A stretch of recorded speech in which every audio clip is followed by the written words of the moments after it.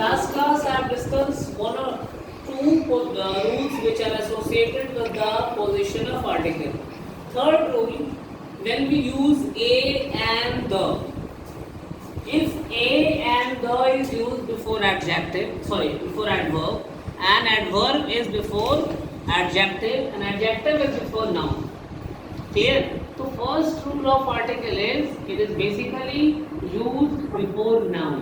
तो नाउन के पहले एडजेक्टिव भी आ रहा है, एडवर्ब भी आ रहा है, तो उस केस में ए एंड द का प्रयोग लगेगा. क्लियर? अब ए एंड द का प्रयोग उस आधार पे लगेगा, कॉन्सोनेंट साउंड होगा तो ए लगेगा, और या किसी चीज को अगर सर्टेन करना है तो द लग जाएगा, वॉवेल साउंड होंगे तो एंड लग जाएगा. जैसे देखिए, Radhika is a very intelligent girl. Very यहाँ पर एडवर्ब है, इंटेलिजेंट एडजेक्टिव है, गर्ल नाउन है. अ वेरी, यहाँ पर वेरी के पहले एडवर्ब के पहले ए लगा दिया. Similarly Sachin is the very best player. यहाँ पे बेस्ट एडजेक्टिव है, ये नाउन है, एडजेक्टिव वेरी फिर से एडवर्ब हो गया. चूंकि बेस्ट है तो यहाँ पर अ ना लिखकर क्या लिखा जाएगा? द लिखा जाएगा. अब ये चीज समझ लीजिए, द वेरी का मतलब क्या होता है. द वेरी का मीनिंग है वही के सेंस में आता है. जैसे हम कहते हैं for example, this is the very boy, यह वही लड़का है. This is the very boy who has stolen my pen. यह वही लड़का है जिसने मेरी कलम चुराई. This is the very boy. तो वेरी बॉय का मतलब क्या निकल के आ रहा है? सेंस क्या आ रहा है? क्या सेंस आ रहा है? अब हम सेंटेंस लिखते हैं, this is the very boy who has stolen. तो बॉय नाउन है, तो बॉय के ऊपर एम्फसाइज किया जा रहा है किसके द्वारा? द वेरी के द्वारा. यह वही लड़का है.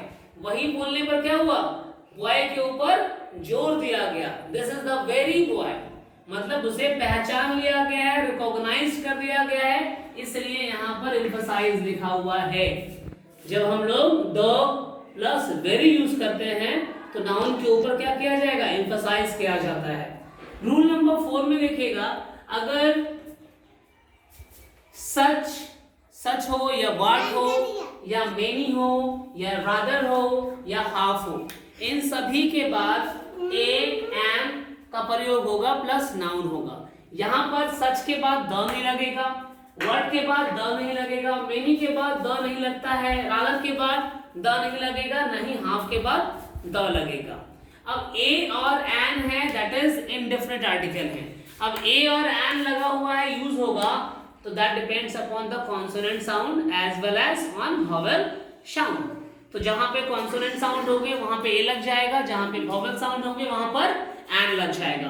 For example, G consonant sound है, such a girl. Fool, that is a consonant sound, what a fool. Ink pot, तो आई इंक है, ई जा रहा है तो वॉवेल साउंड आ रहा है, many and ink pot and ink pot. Rather and idea, again I है तो आपका वॉवेल साउंड आ रहा है, तो rather and idea. Half a kilo, क कॉन्सोनेंट साउंड है तो क्या निकल कर आया? Half a kilo. Many a book, ब बी से ब, तो आपका क्या हो गया? ए यूज किया गया है. सिंपली हाफ आवर है, ये हावर नहीं है, आवर. एच साइलेंट है और साउंड यहां से निकल रहा है, तो क्या हो गया? Half an hour. Clear? Half an hour. तो इस हिसाब से अगर ये रूल नंबर 4 में देखेंगे कि कहीं पर भी अगर क्वेश्चन शुरू होता है, सच से सेंटेंस शुरू हुआ है, सच देख लीजिए, उसके बाद अगर नाउन आ रहा है तो वहां पर नाउन के आधार पे ए और एन का प्रयोग किया जाएगा वॉवेल साउंड के हिसाब से. क्लियर? तो सच के बाद, व्हाट के बाद, मेनी के बाद, रादर के बाद, हाफ के बाद ए और एन का प्रयोग किया रहता है. अगर क्लास 10 में जो है ओमिट आता है, कुछ गायब कर दिया गया है और वहां पर से वहां पर क्या भराएगा, तो अगर देख लीजिए लाइन में सच आता है या वाट आ रहा है, मेनी आ रहा है, रादर आ रहा है या हाफ से आ रहा है, उसके बाद नाउन है, तो ऑब्वियसली यहाँ क्या छिपाया गया है? ए और एन के यूज को ओमिट कर दिया गया है। तो ऑब्लिक देखकर वहां पे एक जगह पे क्या लिखेंगे, यहाँ पर ए भराएगा करेक्ट करने के लिए, सेंटेंस को करेक्ट करने के लिए।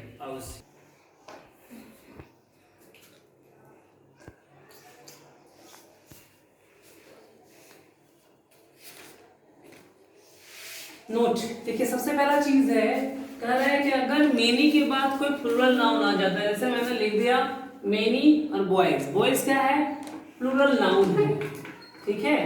तो मेनी के बाद अगर प्लूरल नाउन है तो हम ए और एन का प्रयोग वहां पे नहीं होगा, वहां पे किसी प्रकार के आर्टिकल का यूज होना संभव नहीं है, क्योंकि आर्टिकल का प्रयोग जब भी होगा सिंगुलर नाउन के पहले होता है, प्लूरल नाउन के पहले नहीं होगा। तो ऐसा लिखना गलत होगा, मेनी या बॉयज, बॉयज भी कह रहे हैं और ए भी लिख रहे हैं, ए एक के लिए हो रहा है, बॉयज कई सारे लड़कों के लिए हो रहा है। कभी संभव है एक वचन और बहुवचन दोनों एक साथ आ जाएगा, सिंगुलर और प्लूरल कभी एक साथ नहीं आ सकता है। तो फिर उस केस में जब प्लूरल नाउन है, मेनी के बाद प्लूरल नाउन है, सिंपल लिखाएगा मेनी बॉयज, क्लियर। मेनी या बॉयज लिखना गलत हो जाता है। रूल नंबर 5 कहता है अगर सच है, व्हाट या फिर क्वाइट हो सकता है या फिर रादर हो सकता है, उसके बाद ए और एन का प्रयोग हुआ है, उसके बाद एडजेक्टिव का प्रयोग हुआ है और फिर लास्ट में नाउन है, ठीक है। तो यहाँ पर ए और एन आर्टिकल का प्रयोग होगा, द का लेकिन नहीं होगा, सच के बाद द नहीं आएगा, व्हाट के बाद द नहीं आएगा, क्वाइट के बाद द नहीं आएगा, रादर के बाद भी द नहीं आएगा। सच अ हो सकता है या फिर वोवेल के हिसाब से एन का प्रयोग भी किया जाएगा। For example such a beautiful girl, अब यहाँ लग रहा होगा such a beautiful girl, question mark भी है कि उसके जैसी खूबसूरत लड़की, यहाँ पे एक साइन ऑफ एक्सक्लेमेशन भी हो सकता था, सच अ ब्यूटीफुल गर्ल, सच अ यहाँ पे होगा सच अ ब्यूटीफुल गर्ल, लेकिन क्वेश्चन मार्क भी लिखा जा सकता है। Simply what a big, beautiful यहाँ पर एडजेक्टिव है, गर्ल नाउन है, और दूसरा चीज है अगर एडजेक्टिव भी यहाँ पे गर्ल्स हो जाता तब फिर ये नहीं लगता, ठीक है, सच ब्यूटीफुल गर्ल्स हो जाएगा फिर, ना कि ये लगाएंगे। क्यों नहीं लगाएंगे, प्लूरल नाउन हो जाएगा, यहाँ पे सिंगुलर नाउन है इसलिए यहाँ पर ए लगाया गया है। व्हाट अ बिग फूल, ठीक है, कितना बड़ा मूर्ख हो तुम, उसके जैसा, ठीक है, व्हाट अ बिग फूल। तो इस केस में अगर व्हाट बिग फूल्स अगर ऐसा रहता है, यहाँ ब्लैंक दे दिया जाएगा, what big dash big fools, a भराएगा, एन भराएगा या फिर क्रॉस भराएगा या द होगा, चार ऑप्शन में तो क्रॉस होगा, क्यों, प्लूरल नाउन यहाँ पे यूज किया गया है। और जब ये प्लूरल नाउन अगर नहीं है, सिंगुलर नाउन है, तो यहाँ पर ए का प्रयोग होगा, ना कि व्हाट द बिग फूल्स, कभी नहीं होगा, what a big fools. Many a good book, good book अगर यहाँ फिर बुक्स हो जाता तो ए नहीं लगता, पर यहाँ क्या है, सिंगुलर काउंटेबल नाउन है तो आराम से ए यूज करेंगे। Quite an interest unlucky man, you vowel sound, unlucky adjective है, मैन नाउन है, वो भी मैन सिंगुलर नाउन में लिखा हुआ है, तो यहाँ पे क्या लगेगा, एन हो जाएगा। लेकिन यहाँ कह देते व्हाट अनलकी मैन, तो यहाँ पर से एन गायब हो जाता है। अगर प्लूरल नाउन कर दिया जाएगा तो क्या होगा, एन गायब हो जाएगा, लेकिन जब एन लेकर आएंगे तो यहाँ पर हमेशा क्या ध्यान रखना होगा, सिंगुलर नाउन को ही ध्यान में रखा जाएगा। ठीक उसी प्रकार रादर एन इंटरेस्टिंग बुक, ठीक है, इंटरेस्टिंग बुक, अगर बुक्स हो जाएंगे तो फिर एन नहीं लगेगा, एन इसलिए लगाया गया है क्योंकि आई है, क्लियर। तो ये याद रखिएगा, सच व्हाट क्वाइट रादर के बाद ए और एन का प्रयोग होता है, परंतु द का प्रयोग नहीं होगा अगर एडजेक्टिव और उसके बाद नाउन है, यानी किसी भी सेंटेंस में नाउन के पहले एडजेक्टिव हो और सेंटेंस में कहीं पर भी सच हो, व्हाट हो, क्वाइट हो, रादर हो, तो यहाँ पर क्या होगा, if noun singular countable noun है, ए और एन का प्रयोग किया जाएगा। अगर नहीं रहेगा countable noun, singular countable noun plural हो जाएगा तो फिर नहीं किया जाएगा।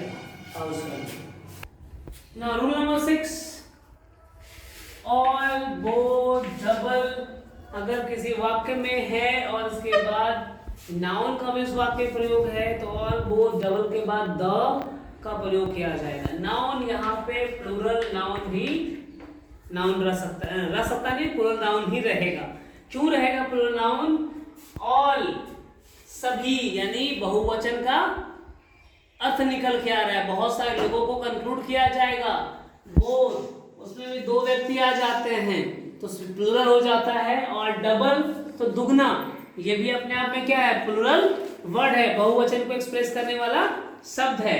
तो हमेशा यहाँ पे प्लूरल नाउन ही रहेंगे। For example all the boys, both the boys, ये भी लिख सकते हैं, या फिर सिर्फ और सिर्फ बोथ बॉयज भी लिखेंगे तो भी गलत नहीं होगा। ठीक है, बोथ द बॉयज, ठीक है, बोथ द बॉयज, द करने के बाद होगा कि सर्टेन कर लिया गया उन्हीं दो को, बोथ बॉयज कहा जाएगा, तो वहां पर समझ में ये निकल कर आएगा बोथ बॉयज में कौन सा दो लड़का, लेकिन यूज किया जा सकता है। Double the amount, already double खुद जो एक्सप्रेस करता है प्लूरलिटी को, तो ये बोथ द अमाउंट लिखा जाएगा। अमाउंट को यहाँ पर प्लूरल फॉर्म में, मात्रा कभी भी प्लूरल फॉर्म में नहीं किया जा सकता है। अमाउंट का अमाउंट्स नहीं हो सकते हैं, अमाउंट अमाउंट ही रहेगा, वो हमेशा सिंगुलर लिखाएगा।